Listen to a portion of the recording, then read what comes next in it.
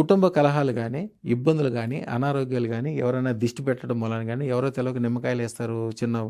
చిన్న చిన్న ప్రయోగాలు పెద్దగా ఏం చేయక్కర్లేదు. ఉప్పుతో చేసిన, మిరియాలతో చేసిన, నిమ్మకాయతో చేసిన కుటుంబాలు మొత్తం పాడైపోతాయి. చేసేటప్పుడు ఏందమ్మా, పెద్ద కడ్డివాము కూడా చిన్న అగ్గిపుల్లకి ఇస్తే తగలబడిపోతుంది. ఆ చేసేవాళ్ళు కూడా మంచిగా ఉండరు, రేపు పొద్దున వాళ్ళకి చెడు అవుతుంది. కానీ తెలిసి తెలవక చేస్తారు అవి. అందుకని వీళ్ళు జాగ్రత్తగా ఉండాలి. ఎప్పటికప్పుడు కొద్దిగా గుడికి వెళ్ళటము, అదృష్టత్వం ఉంచుకోవటము, మంచి దేవుడితో ఉండటము, మంచి మాటలు మాట్లాడుకోవటము. కోపం వచ్చినా ఎప్పుడు కూడా ఆడవాళ్ళు ఏముందమ్మా, ఎప్పుడు వంటగదిలో ఉంటారు. ఆగ్నేయం అంటే వంటగదికి ఆ వేడి వస్తుంది వీళ్ళకి ఎప్పుడు కూడా. అందుకనే ఆడవాళ్ళకి ఎప్పుడు కూడా వేడి తగ్గాలని చెప్పి మెడలో ఒక ముత్యం వేస్తారు. ఒక ముత్యము, పగడమేమో గట్టితనం కోసం, ముత్యమేమో శాంతి కోసం.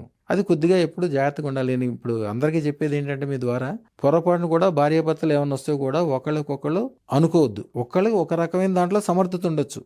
పెద్దోళ్ళు వస్తారు నా దగ్గరికి. నేను ఢిల్లీలో ఉన్నప్పుడైతే నోయిడా నుంచి ఒక ఆయన వచ్చేవాడు, నీరుకావి బట్టలు. అప్పుడు నేను యాక్చువల్గా మధు దండావతి అని ఆర్థిక శాఖ మంత్రి, ఆయన దగ్గర పిఏగా ఉండేవాడిని. ఆయన యాక్చువల్గా పిఏ లెక్క కానీ గురువుగా తీసుకున్నాడు, అంటే గవర్నమెంట్ పరంగా పిఏగా తీసుకున్నాడు. ఆయన దగ్గరికి ఎంతో మంది కోటీశ్వరులు వచ్చేవాళ్ళు. ఎంత అమాయకులు అంటే వాళ్ళు ఈ కాగితాన్ని చూపించి ఇది బంగారం అంటే నమ్ముతారు. వాళ్ళకి ఎక్కువ ఏముండదు, కానీ వాళ్ళ సబ్జెక్ట్లో వాళ్ళు సూపర్. వాళ్ళకి ఏదో ఒక సబ్జెక్ట్ ఉంటుంది, ఆ సబ్జెక్ట్లో టాప్ టాలెంటెడ్. మిగిలిన విషయాలు ఏం పట్టించుకోరు. 10కి 100కి తేడానే తెలియదు వాళ్ళకి. చొక్కాకి లాక్కి తేడా తెలియదు వాళ్ళకి. అంత మాత్రమున వాళ్ళ అసమర్థులని భార్యలు అనుకోకూడదు. భార్యకు కూడా ఏదో విషయంలో ఏదో టాలెంట్ ఉంటుంది. వీళ్ళని ఒకళ్ళు ఇప్పుడు కూడా తక్కువ చేసుకోకూడదు. దానికి ఒకటే సూత్రం చెప్తాను.